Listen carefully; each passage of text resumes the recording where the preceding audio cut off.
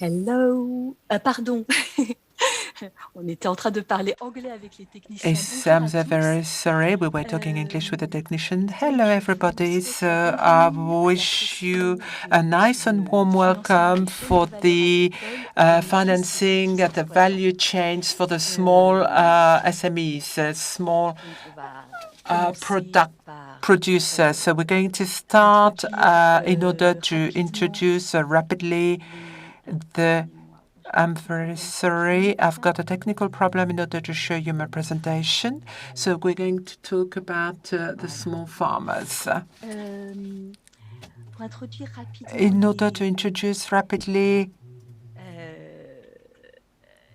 les personnes qui présentent. Donc, the en people who are going to l'occurrence, present to c'est moi qui you présente et the Juliette le soutien. information. So I'm Vous me presenting voyez tout à myself, fait où je Christine, and mentionne. Juliette is helping me.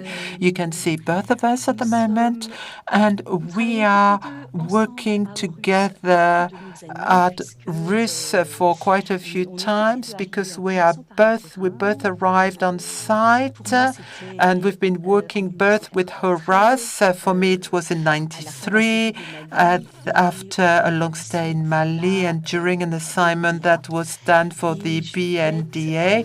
And depuis Juliette, 2004, since 2004, and commencé par she travailler au started Tchad working in the avec Chad Philadelphe pour Republic le with Horace. Philadelphia Et donc, nous sommes toutes les deux and we've consultantes. Il se been, trouve que both la of us are dernière mission, enfin consultants, la and the première last mission mission, the first mission, I que would nous avons say, faite that we ensemble have done together était was to do au Mali with in pour la Mali BNDA for the donc la Banque nationale BNDA de développement agricole. for Il the National s'agissait de Development Bank for identifier les pistes Agriculture, and we de had to financement de identify cette paths in exploitation order to agricole finance commerciale. small Et depuis, la agriculture BNDA a holdings. développé And cette since the activité avec succès. BNDA On developed a this activity with a big reçu success, la certification and sur we ce type de are financement. able to see how it can be done with a Voilà. bit of hindsight. Here Alors, you le are. plan So de the notre session, map for our d'abord, session, first of all, quel we're business case, going to see which business case can be justifie used for the sur le plan small économique farmers de servir on les the petits economic exploitants plan in agricoles order to serve small farmers. How we're dans going to cette do it. première partie, on va For the aborder first ce qu'est part, une we're chaîne de going valeur to talk agricole, about what does it ce mean to qu'est un change a schéma de value on the farming financement de side, la what chaîne de is the valeur, schematics for the financing at l'intérêt the des value-added partenariats chain, comme the bailleurs, interest for the quelques exemples. partnerships within Et en the value deuxième chain, and partie, for on example. And the va second part, we're going to analyze the opportunity opportunité d'un of partenariat chaîne creating de a valeur. partnership within the value Comment on chain, évalue la chaîne how de we're going valeur to et comment evaluate the value on met en chains place within the et on financing identifie les partenaires perspective, les how plus we're going to identify partenariats. the good Comme partners la session est for the courte, on va pas partnership. pouvoir And rentrer as dans the tous les session is a détails, little mais il bit y a short, we're not différentes going to be able to show vertus, you everything in big details, but we l'impact, wanted to make an impact la manière dont la on the digitalisation way the intervenu dans digitalization le is going financement to de la be chaîne de valeur implemented agricole. within the financing added value Voilà. chains. So the number one, what business case can be done? So first Donc of all, d'abord, the qu'est-ce qu'une chaîne de definition. valeur? What is a value Une chaîne de chain? valeur, A c'est value chain is l'ensemble des basically taking acteurs, together publics ou the privés, des acteurs stakeholders, publics. private, public, Ça comprend including the notamment les people fournisseurs de providing services services, et aussi private les and public, and the activités qui whole of the contribuent activities à that can apporter add un produit value de la phase de to production a jusqu'au product consommateur during the final. production phase, Donc, process phase dans le for the cas de l'agriculture, end on value va du flux de la consumer. ferme au So we're consommateur. talking about the flow of production. So here Donc, are a few des exemples de examples of chaînes the de valeur long agricole, chain and il faut local savoir chain. So you que need to know that in c'est order to la be structuration able to des see the chaînes de valeur structure, est très structuring différente at the selon les value-added pays, chains. selon It's le very cadre different in légal, cadre de accordance with the réglementation, countries, the l'impact regulation. It can économique, have an impact as well le marché for local ou the local international. market or Et on a un international exemple market. So we've got en an haut de chaîne example de here valeur at the longue top avec at the différentes étapes long qui sont added value représentées, chains with du the fournisseur different d'intrants steps au from consommateur. the On a une supplier of chaîne internationale avec des input, fournisseurs locaux, the agriculture producer, les mêmes, collector, les mêmes etc. And you've maillons, mais got the beaucoup moins same de maillons à steps for the l'intermédiaire. local side with less of them. And finally, you've got the Alors, financial on a service, the représenté suppliers of ici the les flux value-added financiers change, and dans the une chaîne de valeur service de agricole. soutien, which is assistance On a au centre services. la And we've chaîne de got at the valeur en center elle-même, the suppliers for the added value chain. You du can see it fournisseur here d'intrants from jusqu'aux the exportateurs suppliers ou up to the grossistes. exporters and the wholesalers, grossistes, wholesalers. And you can see it at the right, the service de soutien, which has the assisting services, and left, service financier, which are the financial services. So you've got the whole economy of the value-added chain that you can see on the right arrows in the middle that can show you the production flows which go back up to the market. And on the left, you can see the financial flows. And generally speaking, we've got reciprocal bilateral flows we can see between each step. And they can go from one step to the other. And they can go directly, for example, here, what was represented was in between the negotiators and the local industrials and the local farmers. The payment can be done straight without any intermediaries in terms of production. And here we've added a few financial advances, money that is given up front, and we go from the big stakeholders to the smaller stakeholders, and generally speaking.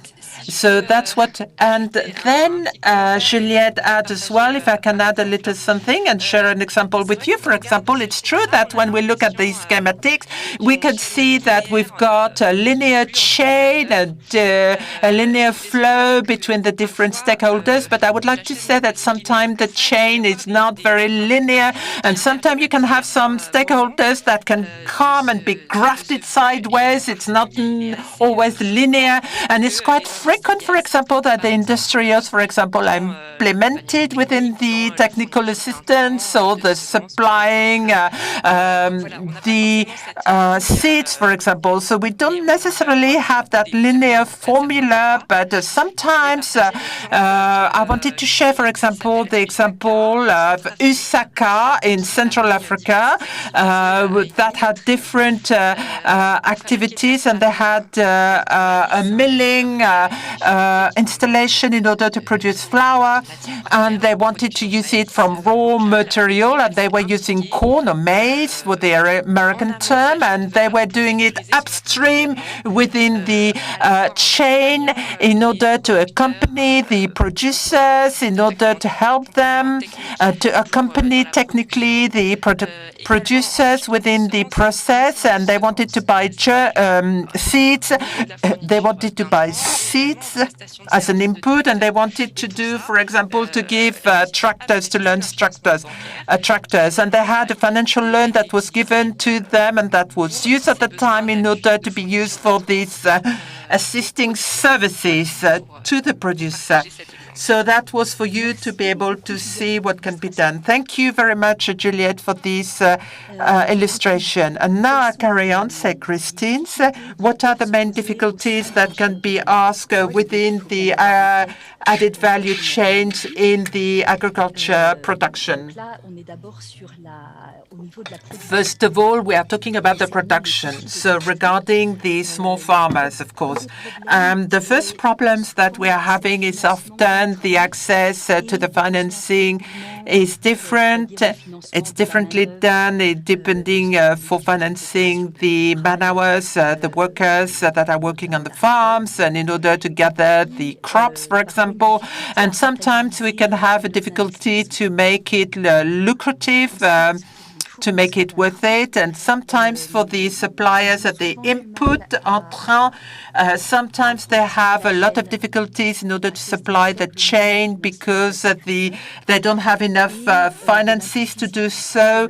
And sometimes they cannot always buy the supplies easily because the supplies can vary and not necessarily to do with the crops. But sometimes the buyers as well, for the buyers to have good quality products, sometimes they need to, the quality is not always met, and it's not always easy to see the quality and to have good quality products. So sometimes the buyers try to control the quality because they're trying to ask for the producers to have input quality improved. So sometimes they give them money in advance, and sometimes they don't have enough funds to give them in advance for the local farmers. And sometimes, for example, their capacities to give money in advance is limited, and they don't have they have a certain limitation and they cannot include all the local farmers within their chains. For the financial institution, IF in France, financial institution, the risk on the agriculture is not always easy to evaluate, to analyze, and the operating cost when we're talking about the small farmers, which are by definition in a rural area disseminated far from one another, the operational costs can be quite heavy because they're far from each other.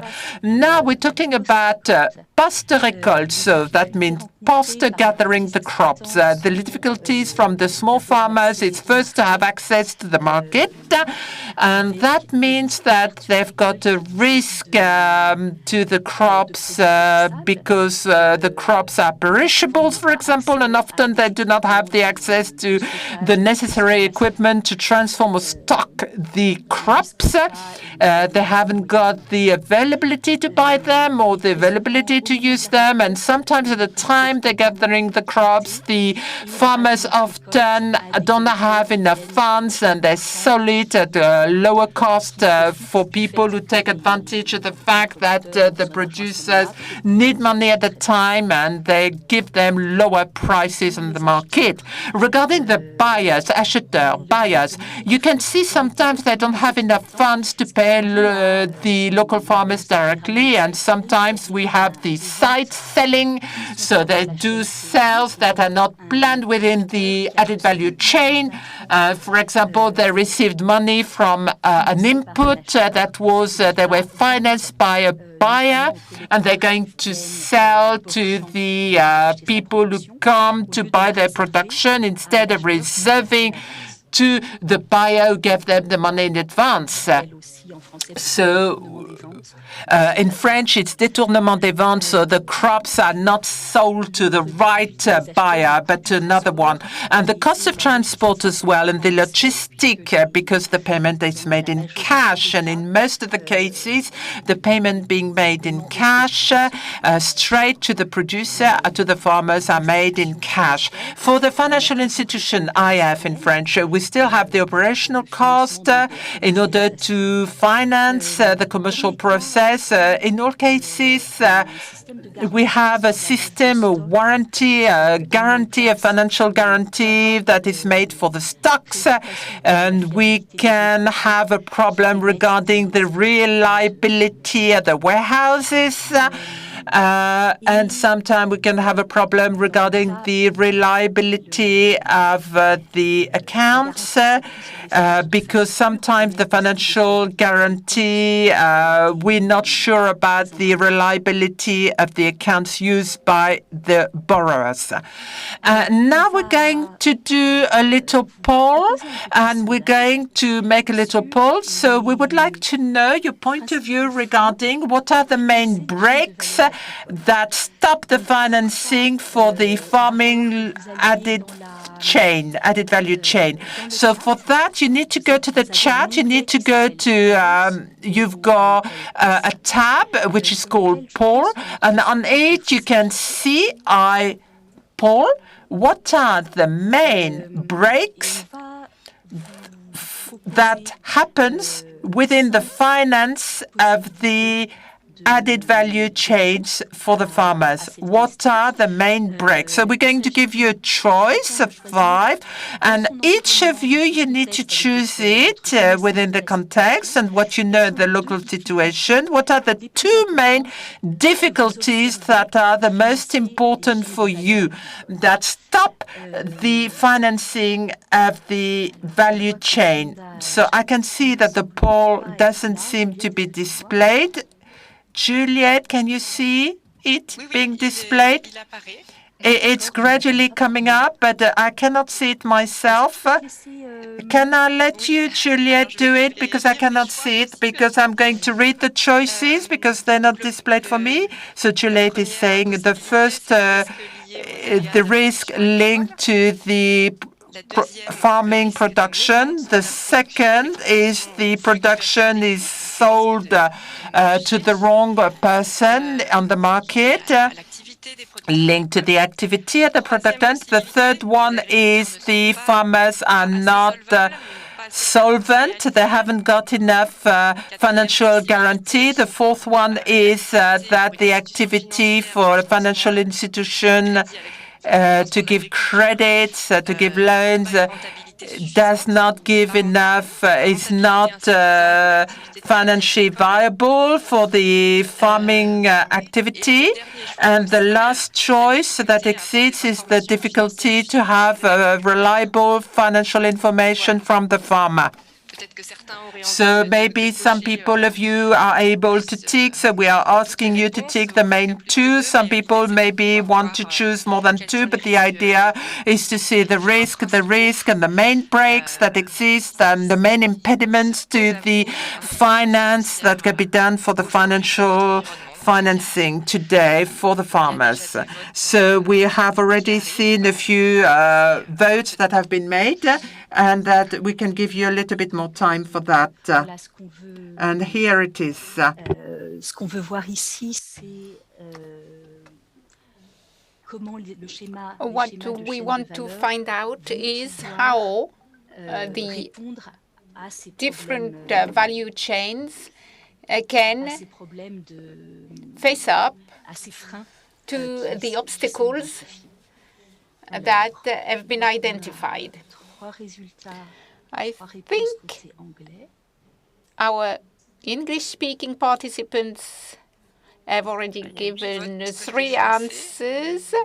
On the French side, the French-speaking side, we also have votes that have been recorded.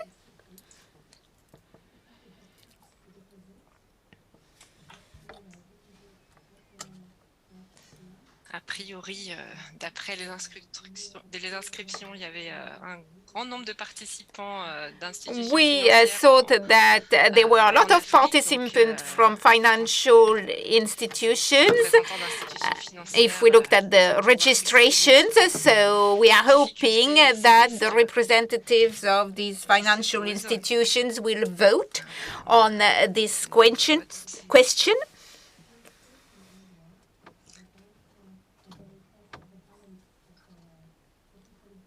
Alors pour le moment, hein, du côté francophone, je pense que je vois For le côté the francophone. time being, I can say that for French-speaking participants, the main risk is the risk of the hazards of producing food. Then you have got the solvency of the farmers and the lack of guarantees, but also the problem of getting reliable information about the farmers. Voilà, du côté anglais, je ne pense pas que les résultats soient mixés, combinés entre les deux. On the English-speaking side of the vote, I don't know whether you can see the results, Christine. So we have got 4 participants that voted. No, sorry, 4 choices, 22% for each. So risks linked to the hazards of producing food, the risk linked to mis-selling, things are changing as I look at the screen. The risk of insolvent farmers and the difficulty in getting reliable financial information. And I can see that on the French-speaking side, it is the hazards of food production.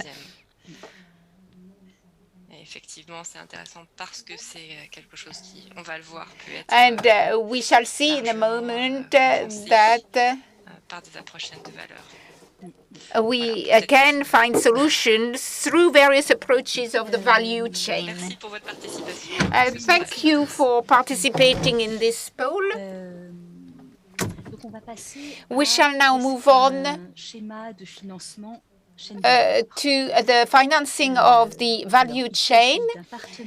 What we are looking at, and this is the definition, is a partnership between several players in the value chain, the agricultural value chain, and a financial institution, so that there are solutions, financing solutions for the players. And we know that digital technologies can be helpful in that instance.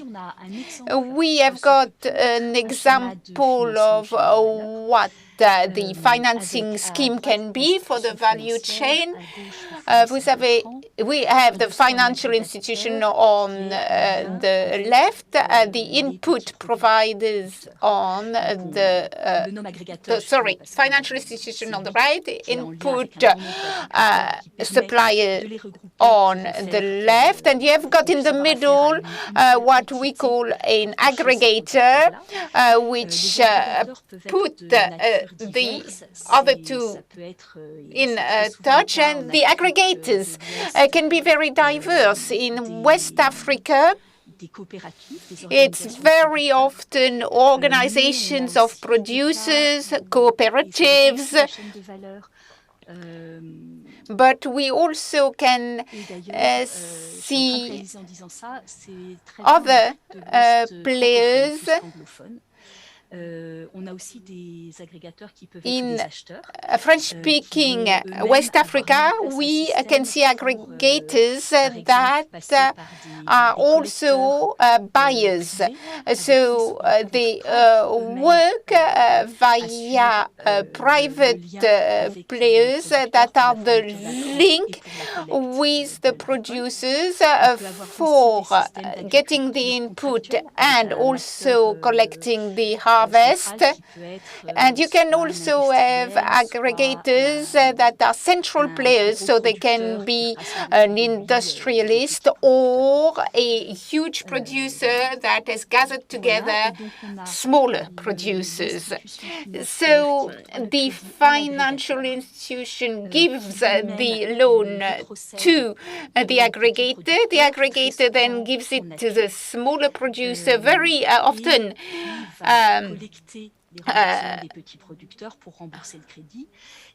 in nature, and the input provider on the left can be involved when the financial institution gives the provider the credit to provide the inputs to the aggregator. So this financing scheme means that you can improve the growth and the competitivity of the value chain. This is what we know from existing financing scheme. They improve the access to inputs for the producers, and therefore they improve the productivity.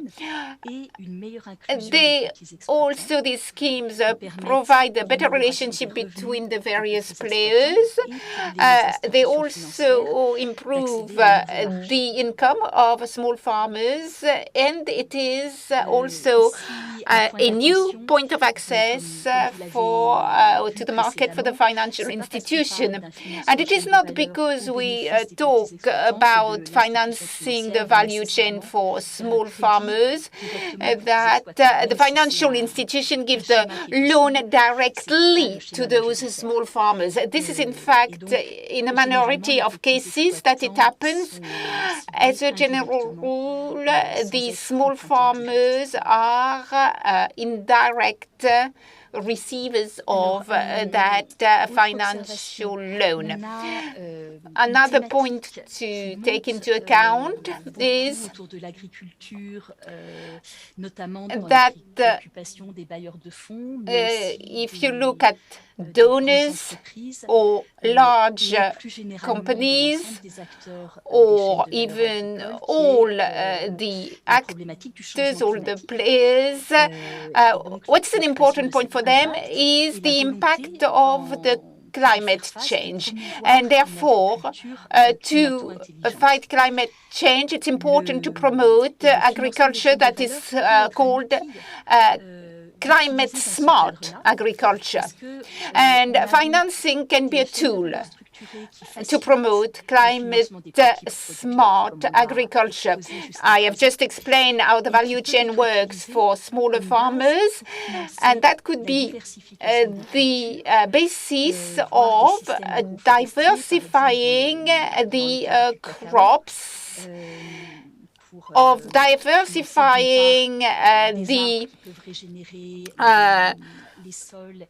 forest exploitation in order to renew the soils, for example, to grow cocoa, and maybe associate something else to the only crop, and the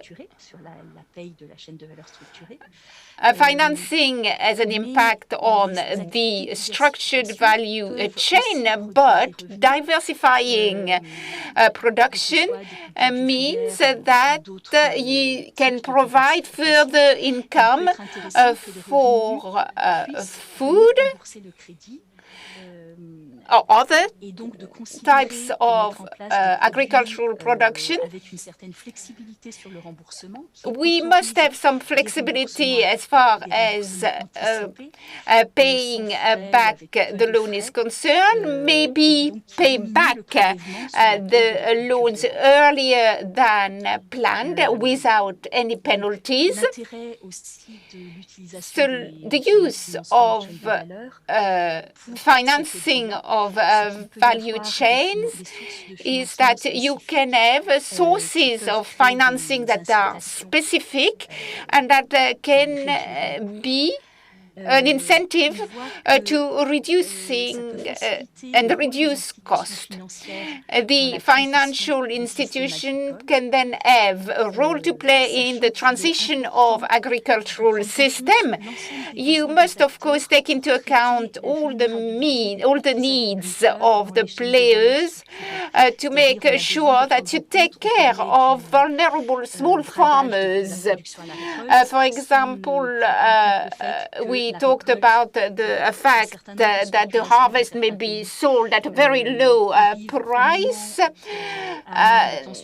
Obviously, this is not good, and you have to make sure that there is finance available for the small producers when they are waiting for their harvest to bring in money. And this is something that must be taken into account when you set up the financing of the value chain.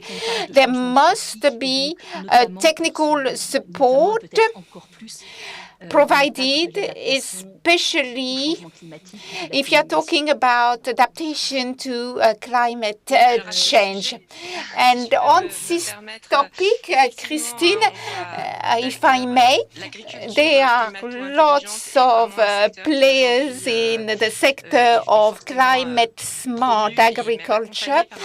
And this is a sector that is growing, and I met recently an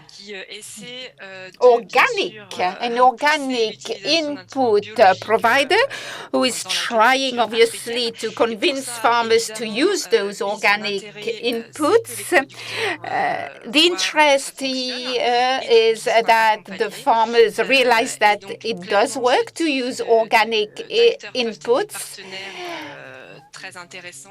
And Souvent, ils travaillent avec des fermes some pilotes pour montrer partners come in l'exemple. that are Ils quite les accompagnent interesting. avec For à la fois un accompagnement example, technique et la fourniture des pilot intrants, et farms aussi parfois that dans la can recherche demonstrate de financement how bancaire et faire le those lien avec la biological banque. inputs Clairement, ces work. fournisseurs d'intrants biologiques These ont providers envie of d'appuyer biological des modèles inputs must wish to biologiques support durables biological qui farming, fonctionnent. sustainable Ils farming ont tout that intérêt à ce que works, ces and exploitations, therefore qu'elles soient they des want fermes pilotes these de manière générale des pilot exploitations qui farms utilisent leurs intrants to be biologiques, ont tout successful. intérêt à ce qu'elles soient And accompagnées et qu'elles réussissent. to be Donc, c'est successful, clairement des it is partenaires important that they très are intéressants supported and they pour are les banques really ou institutions de very microfinance pour interesting développer des schémas de partners financement de chaîne for de the valeur. banks in order to establish new ways of financing the value chain.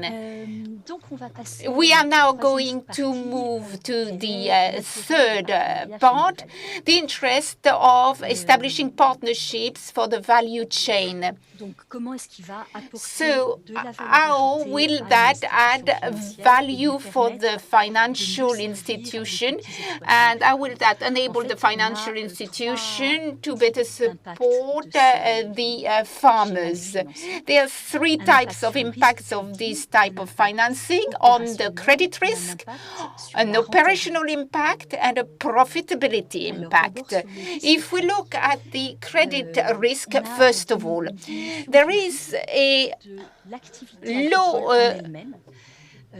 Parce que risk dans le cadre de ces schémas, as far as on a agricultural activity is concerned, because within these schemes you have a partner that provides technical support, so that means that the yields are safe because the input and the equipment that are paid with a loan are used correctly.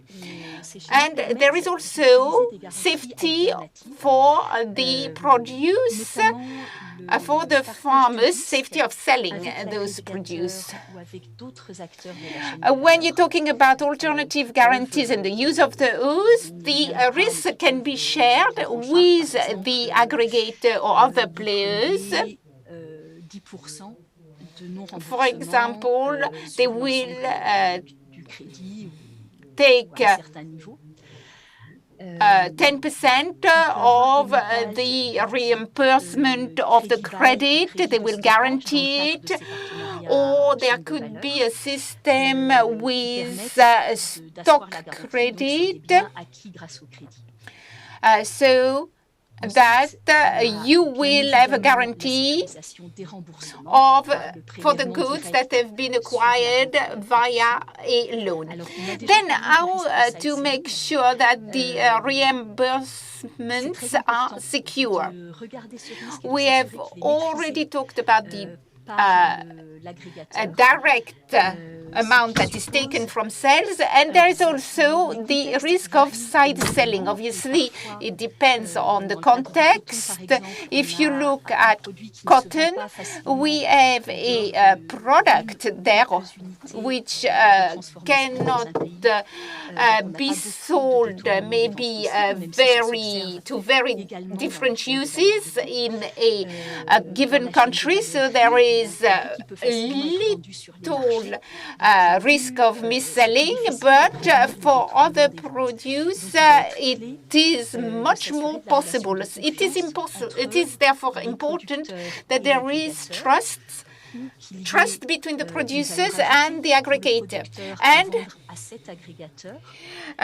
maybe there should be a value added for the producer to sell to the one aggregator. And last impact, the reduction of having asymmetric information.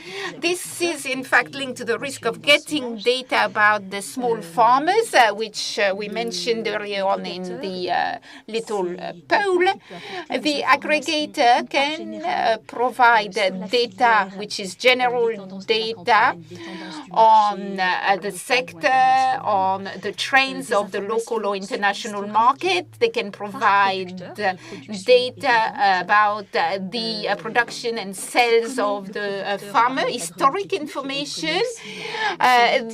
Also, the aggregator knows what the technical support is for each farmer, and sometimes the aggregator also has the history of the farmer as far as the loans that farmer has had over the years.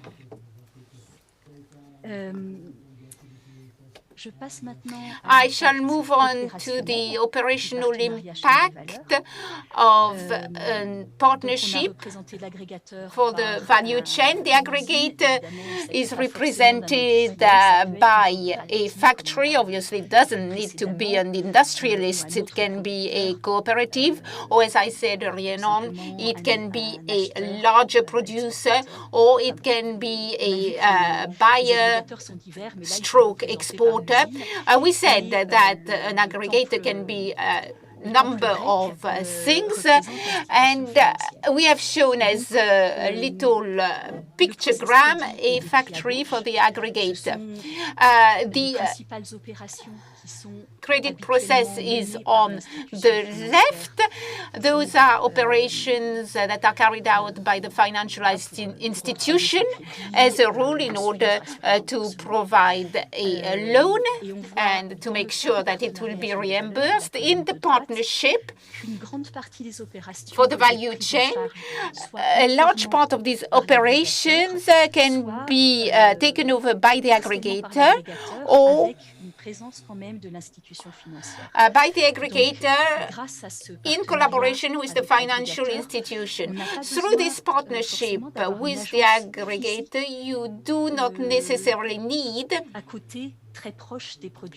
a physical presence next to the farmers, but it is important that the financial institution should have a direct contact with the client so that it can monitor how its loan is used on the ground.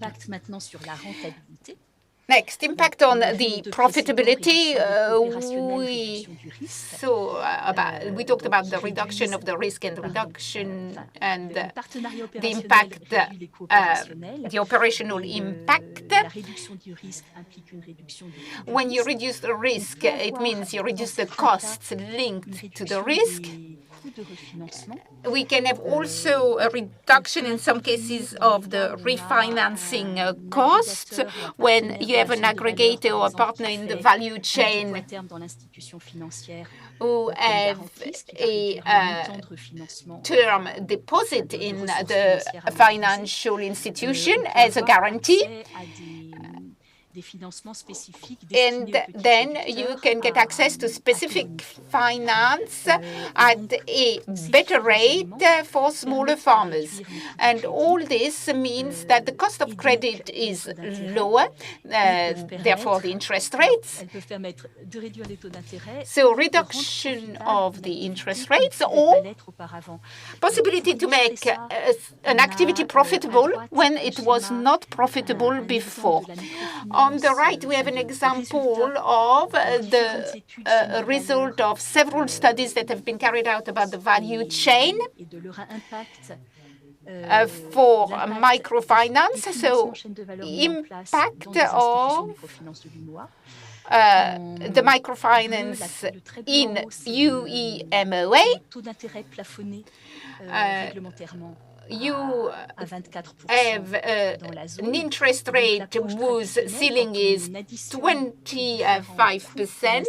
And when you add up the various costs for the financial institution, they cannot offer loans while sticking to the ceiling in the rates, whereas the value chain will enable them to do it. Christine, in order to clarify what you just said, what we are talking about is examples of activities within a value chain, but they are activities of agricultural activities that can be profitable individually, but we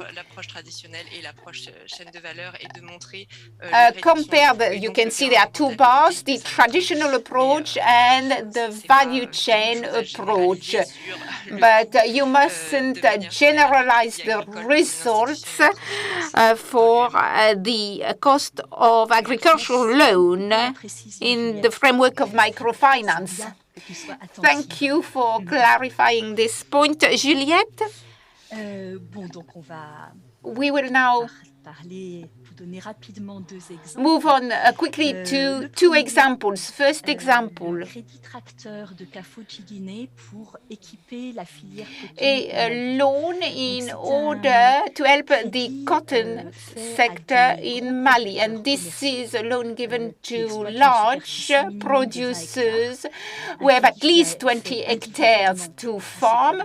And the loan is given individually to the producers. There is a partnership between the financial institution, microfinance, Kafoshiginu, the provider of the tractors, and the cotton producing company. And what is the risk approach through this partnership? The cotton producing company shares its data about the productivity, the production, the number of hectares that are being farmed. And obviously, this producing company provides the technical support, and there is a share of data about the guarantee of the reimbursement. La mise en gage de l'équipement qui permet d'apporter une garantie. We contrairement à ce qui est le cas pour d'autres crédits, en l'occurrence, have also the equipment being used as a guarantee. So you don't need any further guarantee to get the loan. And there is, from the risk approach, the fact that the drivers and users of the tractors are being trained so that the tractors do not degrade too fast. We have also maintenance stations that are set up by the equipment providers so that those tractors carry on working correctly and enable the producer to carry on harvesting cotton. So the objective is to use the farming area because there were large areas that hadn't been used so far. So we're talking about large producers here that use tractors. And they also provide services, which means that they share, in fact, their equipment, the tractors, so that the farmers around can plow their fields. And this is important, especially as due to climate change, certain types of farming activities have to take place in a very short period of time. So 1,200 loans were made or have been made since 2013, and this is an impact on the portfolio of the financial institution because there is less seasonality of those loans. over the year. And these loans are really low-risk loans. The reimbursement of those loans is nearly 100%, and that is over the last 8 years since they were given for the first time. Second example, a loan for input for cocoa production. The partnerships include Advanced Ghana. This is for commercial producers. You have small producers on the one hand that have a small area to farm, which is for subsistence, and obviously those smaller farmers cannot be given finances through the value chain because their profitability is not large enough. So the loan we are talking about here is about financing inputs in partnership with Nyon-Copa, which is the Guinean subsidiary of Barry Kayebo. The risk approach and the reduction of the risk is linked to the data sharing and technical support provided by the cocoa buyer and the guarantee of the reimbursement. From the operational point of view, the prospection, the follow-up, and the recovery are shared between the financial institution and the aggregator. And since in 2019, 5,400 cocoa producers were financed.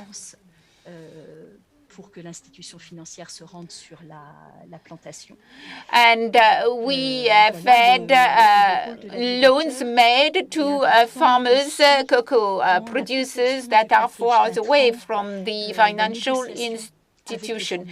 There has been a negotiation with the providers of the inputs about the quality, the price, the buying process, the delivery of the inputs, and this happened via collectors that cover certain areas. They choose the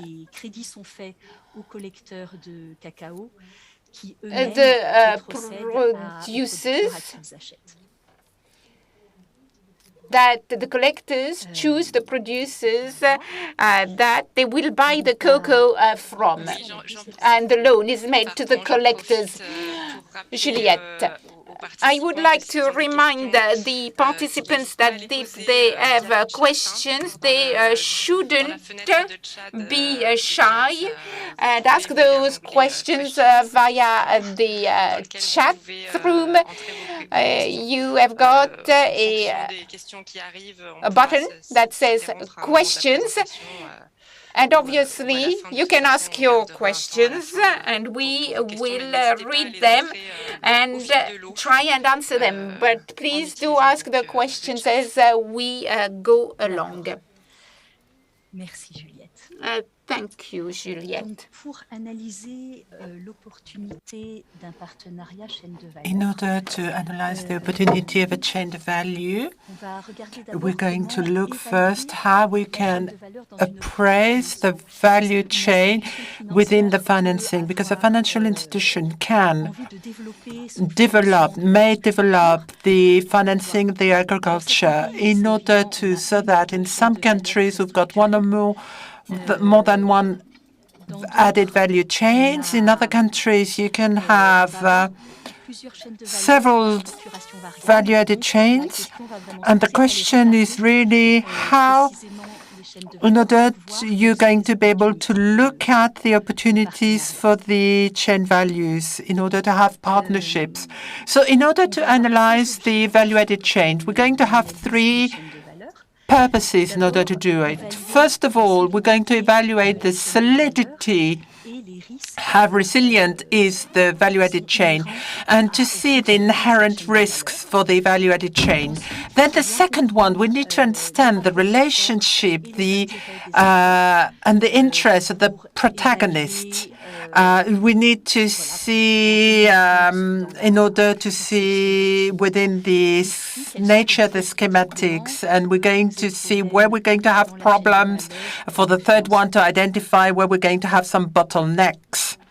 So, in order to analyze the value-added chain, we need to see the structuring items of the value-added chain. First of all, we've got the ratio between the supply and demand. Namely, that is to say, we're going to be able to see, are we more in a value-added chain when we've got an excess of offers compared to the supplies, or are we going to be in the other way, or is it going to be vice versa? Do we not have enough supplies? So that's going to play in the relationship and the faithfulness of the suppliers and the sellers, and we're going to be able to see whether or not the local farmers are going to be able to sell, or they're going to have to go elsewhere. The second point is the physical flows.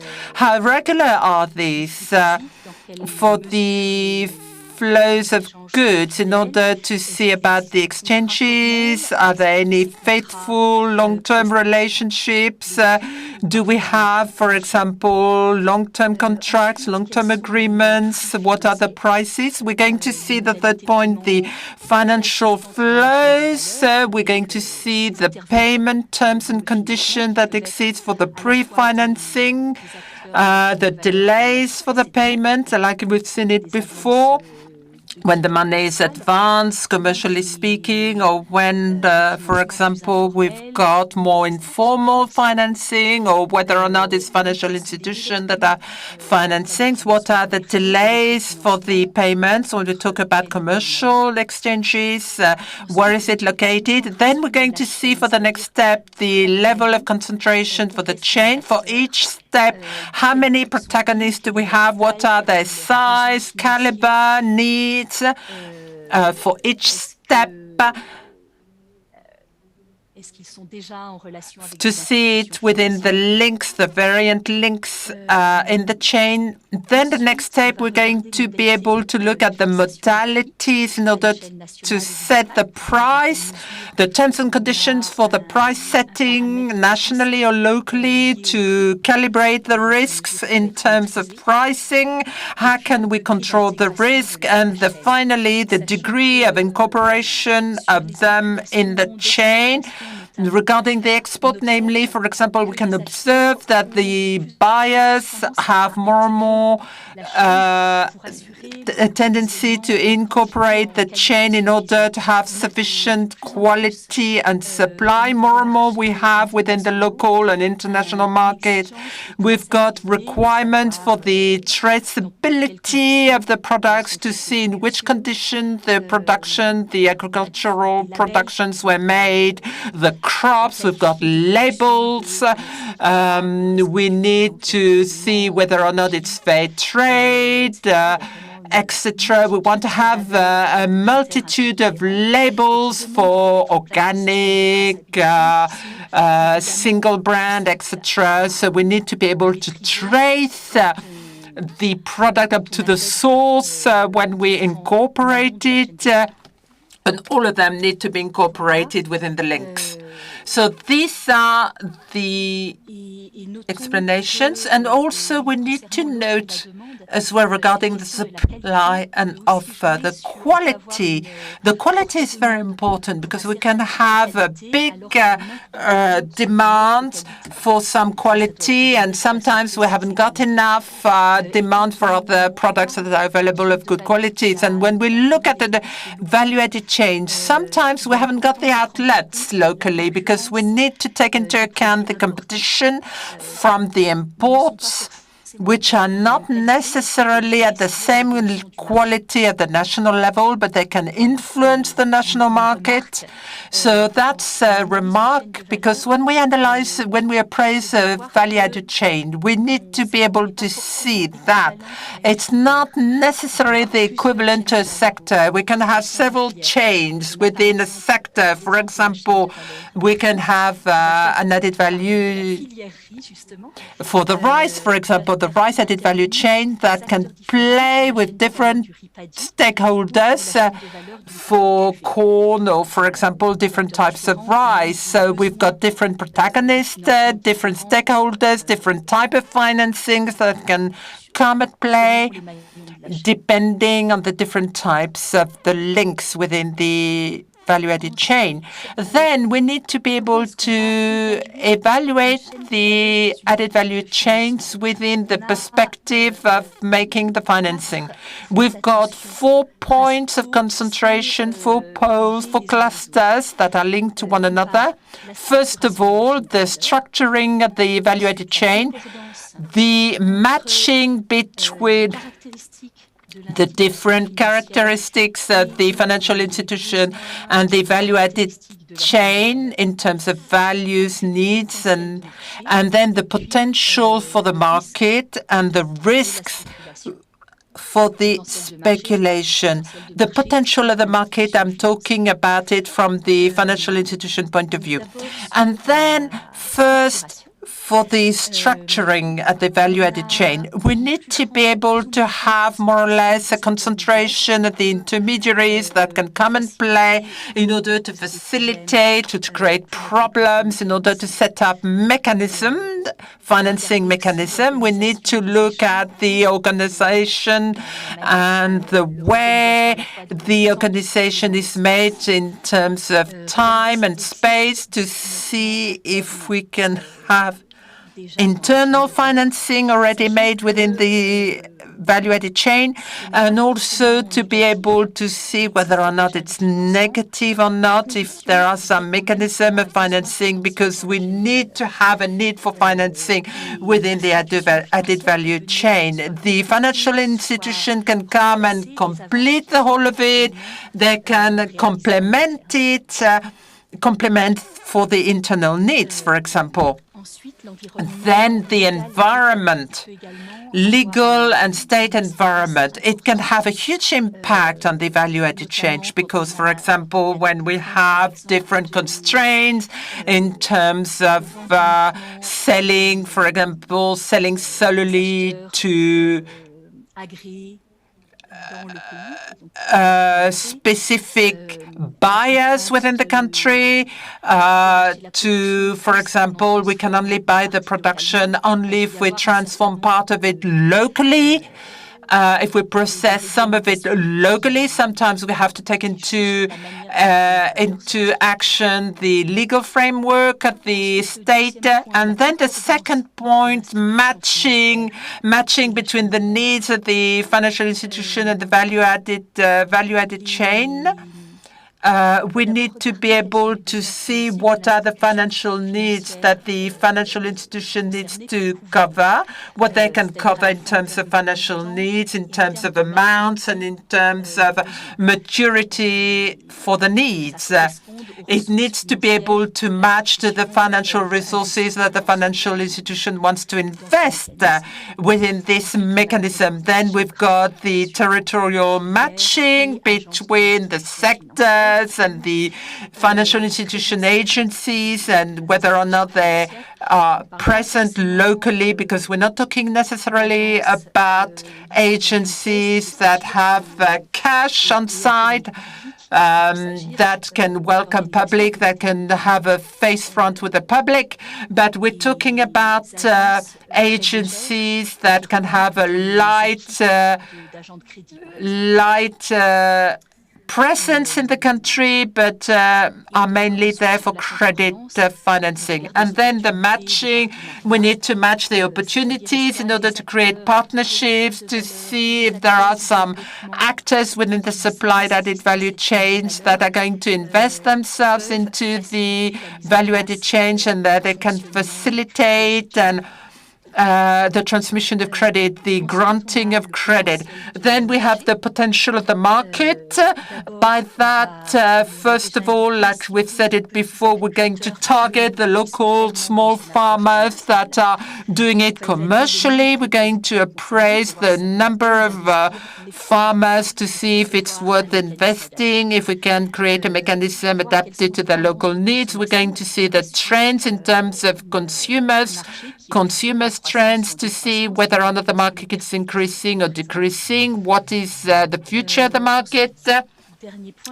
And the last, the speculation risk. For that, we mean the market risk, the production risks. So for the market risks, we're going to be able to see whether or not the market is stable, if the price is stable for selling it from the local farmers, the stability at the outlets. That's what we're going to see. And the facility to organize the sales of the produce and the risks linked to the production. For example, we were talking about the rice, whether or not we've got proper irrigation for the rice. We're going to reduce the risk of having too much crop. And then the added value for the speculation in order to allow for the local farmers to be able to eventually increase their activities by borrowing more or by financing it in short or medium term. Now we're going to see the mapping of the risks for an added value chain within the farming environment. We talked about it previously, but here it's about to help you to see the analysis that can be done, the appraisal that can be done, and in order to put some structure within the analysis. So we're going to see the risk to the production, the risk in terms of side selling for mis-selling, because we wouldn't be able to secure the sales in the future, there would be less mis-selling. The aggregator risk that can exist. The aggregator, for example, themselves, they can borrow from the financial institution. Of course, we need to see whether or not he's solvent. And also, if they do not borrow, we need to be stable how they are financially reliable in terms of knowing the local farmers, knowing the quality of the inputs, etc. In terms of the market risks, the risk inherent to the market, the systemic risk, that is risk that are applied to the whole of the local producers within the value-added chain, because it can have a big impact in terms of reimbursing the loans given, because there could be some systemic risk, the financial risk for the borrowers themselves, and the risk to the reputation. For example, the financial institution, whether or not they decide to go ahead with the local added value chain, they need to see the impact it can have on their own reputation for the financial institution. Here you've got a mapping of the risks as well for a sector that can be done. I'm not going to give you all the details about that, but here we can see at least the different risks in the different classes of risks. In order to give to an evaluation and appraisal of the situation for each category. Here we've got in red the main problem. Here we've got the financial risk for the potential borrowers, whether or not they have any financial guarantees, and very limited income. However, we've got some elements in green that are favorable, the market risk, the systemic risk, and the production risk, produce risk, and elements in orange and yellow that are more or less controlled. But these are different attention points where we need to see whether or not the mechanism a financing is solvent or not, whether or not we can create it. Number two, in order to analyze the opportunity of a partnership within the value-added chain, we need to identify the good partners and the different components to be included within the partnership. So the good point of entry in order to consolidate the financing schematics. We're going to see various elements, various items here that are more or less linked in between themselves. We're going to be able to have not only one aggregator that's going to be the best position on these criteria, but we're going to be able to be an arbiter between the different criteria in order to find the right relevant partner. Because in all cases, when we start to think about it, to ponder about it, we need about the input, so the partner on which we're going to rely for the value-added chain financing. We need to ensure that the latter, the partner, has a good interest in order to enter into the value-added chain as a partner, because it's the basis of the mechanism. And if this partner, if this mechanism makes their lives more complex, the partner is not going to play the role enough in order for the mechanism to fully function. So, here, the aim of the analysis, I take it back. So what I wanted to say, it's always beneficial because they've got an input, and we can always mobilize other partners that can intervene at a later stage in partnership. And then we've seen it before when we're talking about the tractor loan that was made with the cotton company and the manufacturer of the equipment that was always involved. The good point of entry depends on the size and the capacity of the financial institution in order to negotiate and to set up a partnership, a well-balanced partnership with the financial partner. Here, these are the different criteria that you can have here. We see the financial solidity, solvency of the partner. We haven't spoken about it. The capacity of the financial partner to make a formal partnership, the number of local farmers that are going to have access to the funds, the real access to the producer on site, to the local farmer on site, the balance of the strength that's going to have an impact on the financial solidity, solvency, the quality of the data that they have, and also their reputation for the financial partner. Because if we chose an input as a financial partner, the financial institution is going to be displayed with a partner, and their reputation is linked to the one of the partner, namely for the clients, local clients. So here, it is very important that you are able to appraise all the systems and processes that are set up by the aggregator in order to interact with the local farmers and the other actors or protagonists of the system in order to go and see them on site to ensure that the functioning, the running, the on-site is really working. Then, if the aggregator has a good experience in the management of credits, of loans, it's a positive side. It's really positive, namely if the aggregator has got a successful experience, because they're going to manage quite a few functions of the financing, and they're going to be able to do it better if they have some experience in the matter. The quality of the data, they need to be able to have good information, reliable information regarding the crops, the nature, the level of production, and they need to be able to test the reliability of the data from the aggregator's point of view before entering into the partnership. By visiting a few samples from the producer, the local farmers, in order to see whether or not the information are truthful. because the database is not always reliable. Then they need to be able to, the aggregator needs not to depend too much from the other protagonists within the chain. And then if the aggregator is capable of to set up strategies in order to attenuate, to mitigate the impact of their dependency, then after that, they need to, the solidity of the relationships with the local farmer is very important for the aggregator. They need whether or not to see whether or not it's a formal agreement in order to take control of the mis-selling, for example.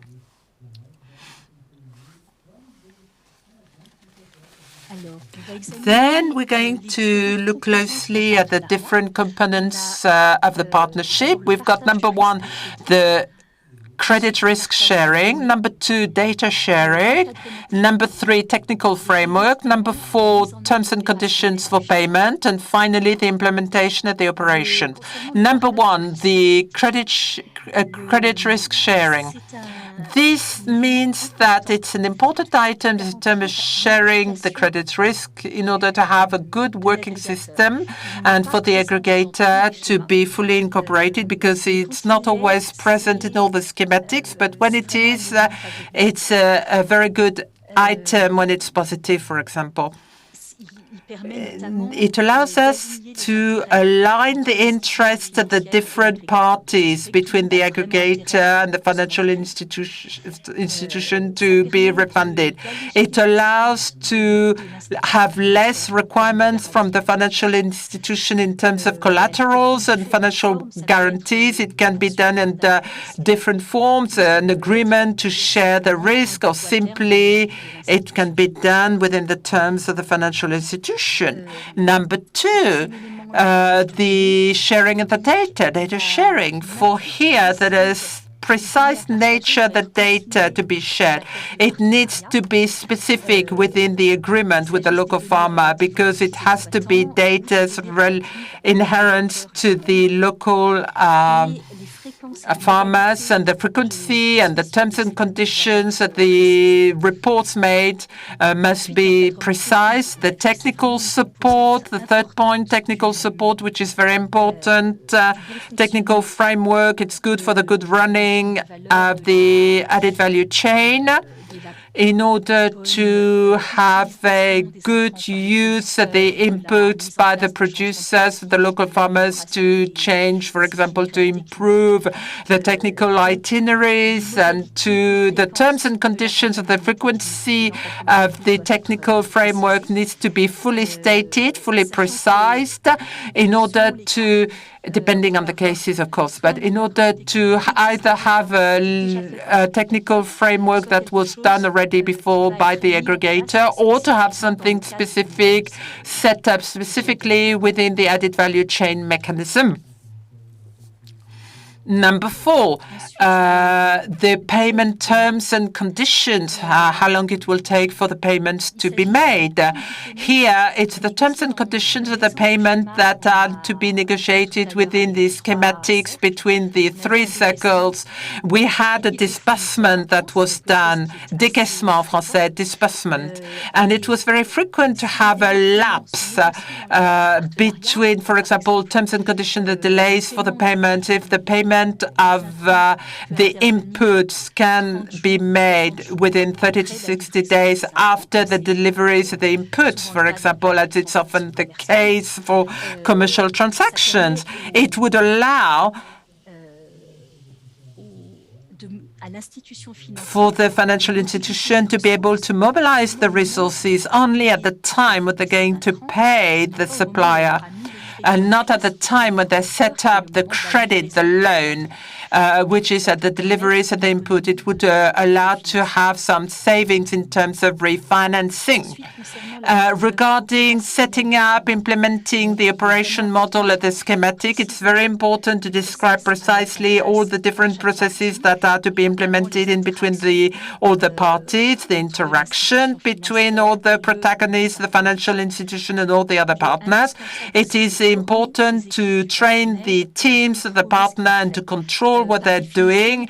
By definition, the partner is not a professional of, not a loan credit professional, is not fully versed into describing the interest rates to the local farmer, and his way of communicating on the loan is very important in order for the local farmers to fully understand the terms and conditions of these schematics and to fully understand the condition linked to the loan. So we need to train the partners and to see how it is perceived by the clients and to see the return, the feedback that we can have. Then the next one, we can eventually see a remuneration at the aggregator, the collector, and it is important to set up aims in terms of volumes on the pilot phase and also when we fully deploy the system nationwide in order to see that it is in the interest of the partner. And finally, for the opening, do we have a little break for the questions? Yes, of course, says Juliette. First of all, we have a remark, a little comment that has been done, the question about the importance of the feasible studies that needs to be done, whether or not it's feasible in order to evaluate the financial risk, because effectively it's important to underline the feasibility studies that needs to be done. You insist on them and all the different items that needs to be analyzed upstream before the partnership. We also have a few questions, of course, regarding the first one, what is the best strategy in order to avoid the mis-selling for the chain added value? And the second question as well, which is the following: the financial institution, do they need to master fully all the links within the value added chain and when they inject the funds? And finally, the third question, do we have any risk for the financial structure in terms of financing within the value added chain? And can we have a few examples in that respect? So the first question was regarding the different solutions in order to mitigate the money going to the wrong person. I was noting the last question.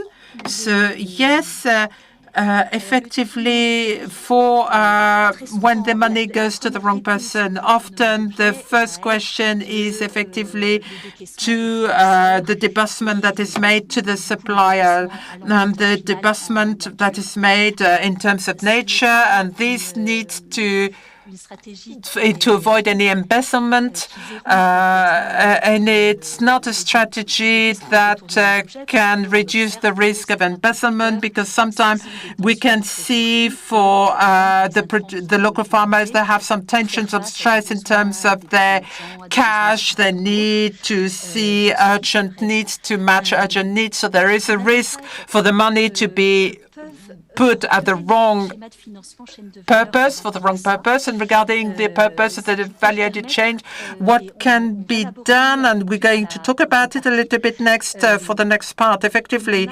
as we are having, and we've talked about it a little bit more for the agriculture, which is done intelligently, we've got a mechanism that is currently working at the moment, and on the basis of this mechanism, we can graft other credits, complementary credit. So we've got a different input credit, for example, that we can put, and we can add a school credit that can be dispersed, and it avoids, for example, for the local farmer to sell the crop at a low price. We can add a credit, for example, a different credit for the structure, because that way they do not have to sell for the input. And I think it's a good strategy in order to face the embezzlements for the money to go to the wrong purposes. And we can also add the framework, technical framework, and the follow-up that can be done, that can be shared between the financial institution and also the partner that can be either the aggregator or technical partner that is taking part to the schematics at the moment. Thank you very much, Juliette. Okay, and we've got a second question regarding the control the control of the activities of all the links within the added value chain. So I think it's quite difficult to control all the links within the chain, but to control them, it's very difficult. But maybe you can explain it to us a little bit further in order to be able to see the different items within the analysis. Yes, of course, I was saying that. In most of the cases, we couldn't have a perfect mastery of the risk, a perfect control of the risk, but we were able to analyze and to see if the place of the aggregator within the added value chain and their vulnerability, whether or not we could set up strategies in order to remedy to the vulnerability of the aggregator. We cannot control, for example, the evolution of the international rates for the crops, the trends of the market, but we can ensure, for example, that we are able to think about the remuneration conditions in order to guarantee a minimum amount of payment that would allow to refund, to reimburse the loan taken. And also what we were able to do is to have other items. That's quite a lot, effectively. So we've seen the industrial activity. We can see how it can be done in terms of industrial activity. And maybe we can go to the risk for the financial structure from the financial institution of the bank in order to finance the value-added chain. The idea of funding the value-added chains, first of all, for all the financial institutions, we're going to raise the risk. We can see that it's not it has a certain efficiency. Café Guinea, for example, on which we had the data for the refund. They were very good. But we've got quite a few examples of this type. But now we can see it's not an insurance as a panacea for all the risk, because in the cases, for example, when the aggregator does not have well negotiated the inputs or the quality of the inputs, or whether or not the producer, the local farmers are not fully happy with what they've had, they can be reticent to pay back the loan. They will not differentiate between the financial institution and the aggregator. And the technical difficulties can be done on the refund of the reimbursement of the credit when they pay back, because it can lower the credit and they're not happy with the service. So effectively, there is a lot at stake at the moment, and we need to make sure that there is a good running of the added value chain for this mechanism, for all the protagonists, stakeholders for this mechanism to be put at play efficiently in order to limit the risk effectively. And also to add on top of that, in terms of financial restructuring for the financial institution itself, effectively it depends on the financial institution that is set up in place. It depends on the concentration risk. For example, the concentration risk for the counterparty, the financial institution is too small, and then all of a sudden the volume created by the financial schematics for a different counterparts, when the financing is done, we can have risk of concentration that can have an impact on the solidarity of the institution. So effectively, we can see it. So we have a different question on the digitalization. Now we can talk about it.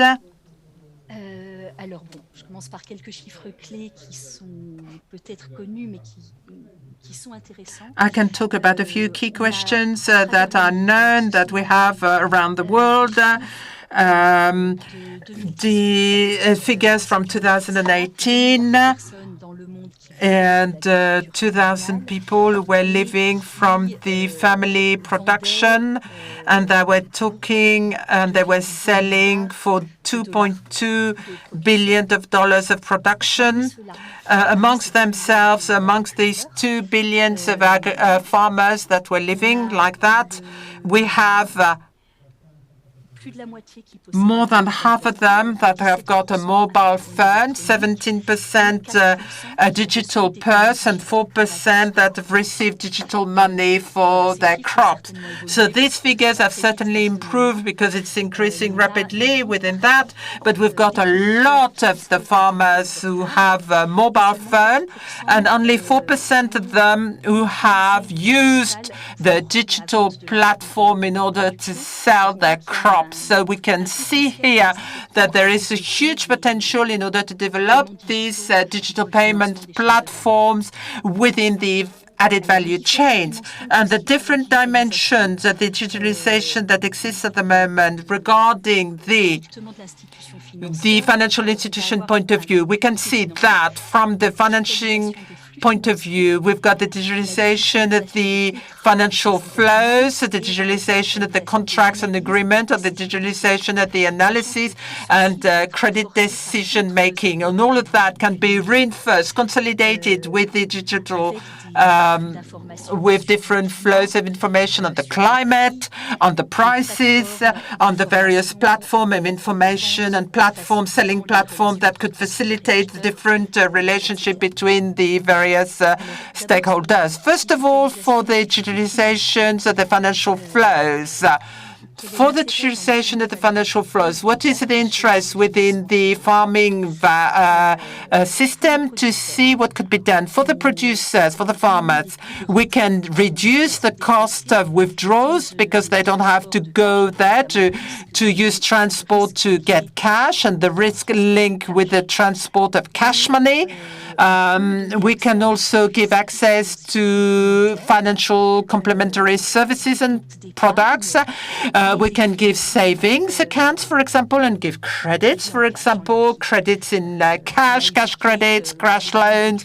We were able to talk about complementary complementary loans that can give for school, for example, to take the kids to school, or we need cash during the production season, namely to pay for the people to come and gather the crop. For the aggregators, for example, we've got the digital platform can facilitate the traceability of the local farmers and to set up program in place in order to have, for example, fair trade facilities, fair trade operation. It can facilitate, for example, the collection of money by the local farmers, avoid the intermediaries, avoid the risk with the exchange of cash money. It can be done. And for the financial institution, we've got, for example, cross-selling facilities that could be developed in that respect, going through the cross-selling, the creation of new products that can meet other needs from the borrowers, and the opportunity to gather the savings from the local farmers, the facility of the gathering of the refunds when they pay back the money for the loan, and also in order for the reimbursement to be done through other activities outside the main value-added chain.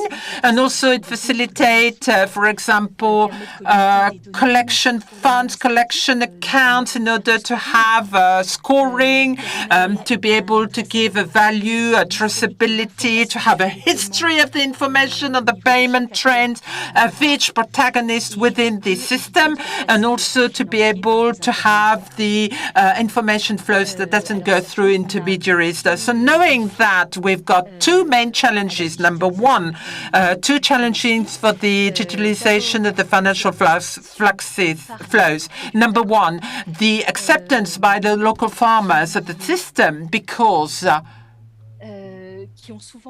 often they do not understand very well the new technologies, particularly the mobile platforms, and they cannot read or write.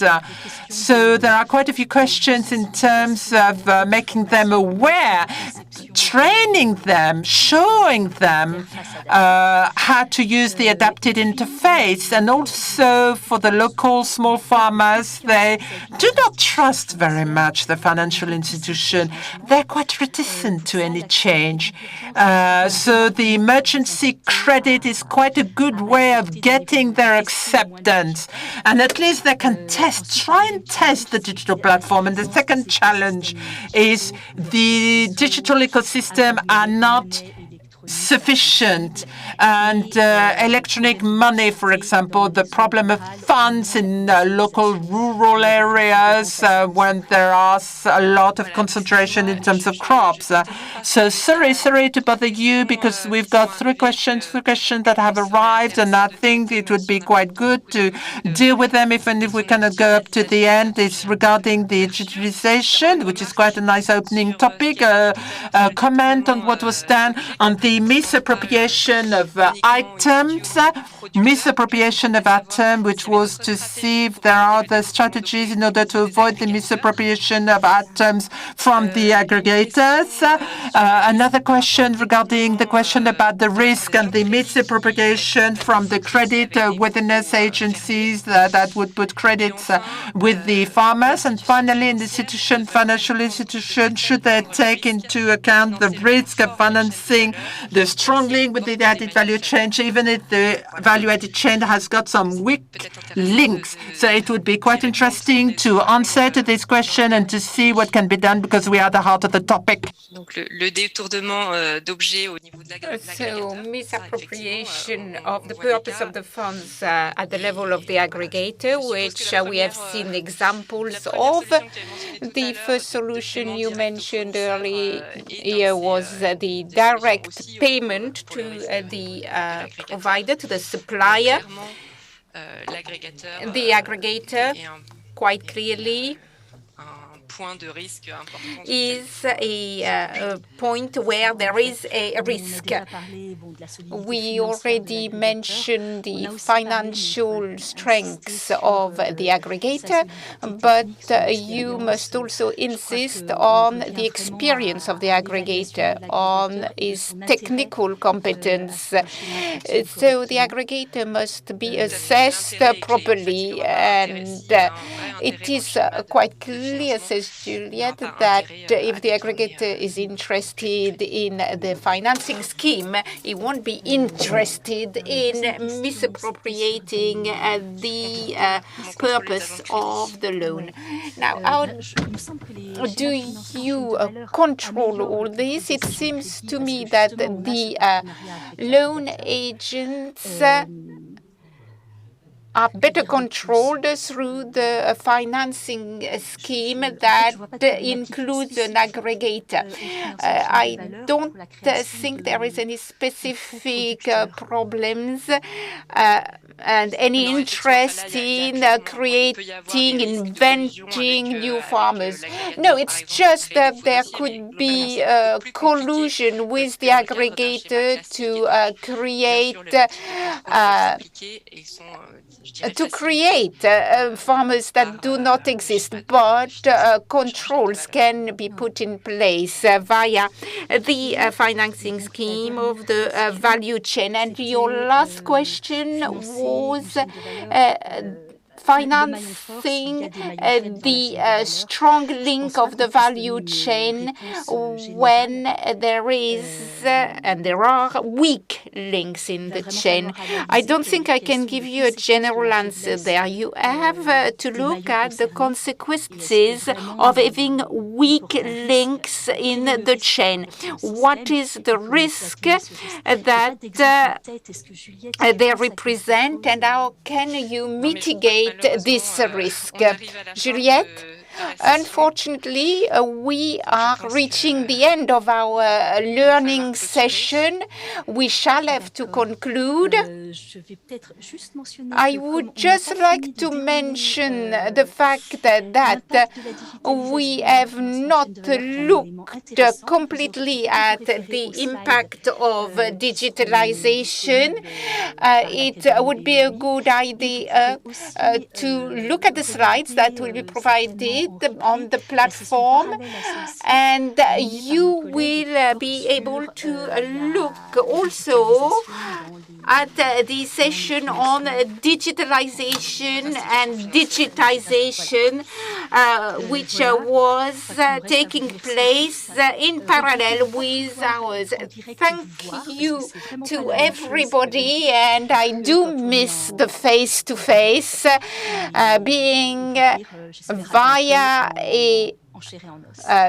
Voilà, merci beaucoup. Platform Et is puis, on vous not rappelle que là, quite il y the same a thing. Thank you dans very le fil du much. programme, après une courte And pause, there will be a vous pause avez now, deux and autres after the sessions pause, there will parallèles, be une two sur la other finance genre parallel et l'autre sessions, sur les one cadres on de gender gouvernance sociale et finance environnementale and dans les one institutions on financières. the Voilà. ESG Merci à frameworks. tous et Thank you bonne very much suite for your attention, de séminaire. and I wish you to carry on in a fruitful way this afternoon.